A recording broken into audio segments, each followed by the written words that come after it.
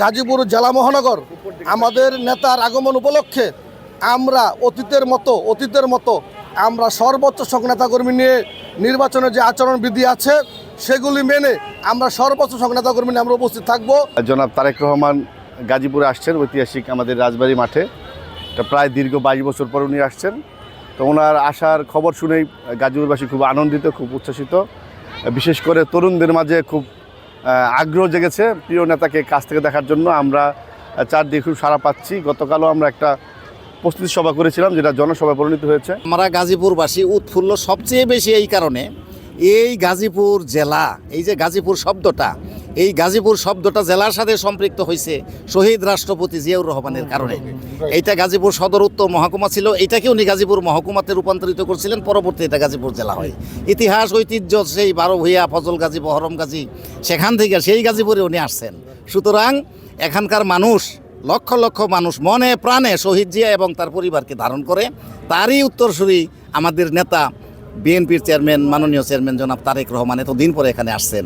গাজীপুরবাসী অত্যন্ত উদ্বেলিত এবং অনুপ্রাণিত এবং উৎফুল্ল, এবং তার আগমনে তারা সম্পূর্ণ উৎসবমুখর পরিবেশে এই 12 তারিখে ভোট দিয়ে বিএনপির প্রত্যেকটা আসনে এখান থেকে লোকজন জয়যুক্ত করবে বিএনপিকে। আমাদের ভিন্নতর কিছু প্রস্তুতি আমরা নিয়েছি।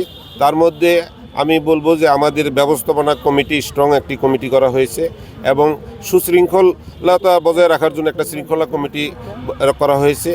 কিছু ভলেন্টিয়ার করা হয়েছে, যা এখানে আমাদের নেতাকর্মীরা আসবে, গাড়ি ঘোড়া নিয়ন্ত্রণ করবে। প্রশাসনের সহযোগিতা চেয়েছি এবং আমাদের নিজস্ব ভলেন্টিয়ারও আমরা রেখেছি। আমরা সর্বাধিক চেষ্টা করতেছি যাতে একটি সুশৃঙ্খল একটি জনসভা আমরা এখানে করতে পারি, যেটা বিগত দিনে আমাদের হয়তো এতটা চিন্তা করতে হয় নাই। দীর্ঘদিন পর আমাদের নেতা এই গাজীপুরের মাটিতে আসতেছেন, প্রায় 2 দশক পর। এই ওনার স্মৃতি বিজড়িত এই গাজীপুরের মাঠ, ওনার মার স্মৃতি বিজড়িত গাজীপুরের মাঠ, আমাদের দেশনেত্রী, গণতন্ত্রের মাতা, দেশমাতা বেগম খালেদা জিয়ার স্মৃতি বিজড়িত এবং শহীদ প্রেসিডেন্ট জিয়াউর রহমানের স্মৃতি বিজড়িত এই গাজীপুর রাজবাড়ির মাঠ। তো আমরা আশা করি যে একটি সফল এবং একটি সুশৃঙ্খল একটি জনসভা আমরা উপহার দিতে পারবো। আমাদের নেতা তারেক রহমান সাহেব উনি এসেছিলেন, এখানে বক্তব্য রেখেছেন এই মাঠে। এটি একটি ঐতিহাসিক মাঠ, এখানে অনেক রাষ্ট্রপ্রধানরা এসেছেন। তো সেই মাঠে জনসভা হতে যাচ্ছে এবং আমরা এখানে লক্ষ লক্ষ লোকের সমাবেশ ঘটবে ইনশাআল্লাহ। এবং আমাদের গাজীপুরের, আপনারা জানেন যে শহরের মধ্যে এই মাঠটি, সুতরাং এখানে টঙ্গী, গাজীপুর এবং গাজীপুর জেলা থেকেও আমাদের নেতাকর্মীরা আসছেন। তো সুতরাং সেদিন গাজীপুর পুরো শহরটাই জনসমুদ্রে পরিণত হবে।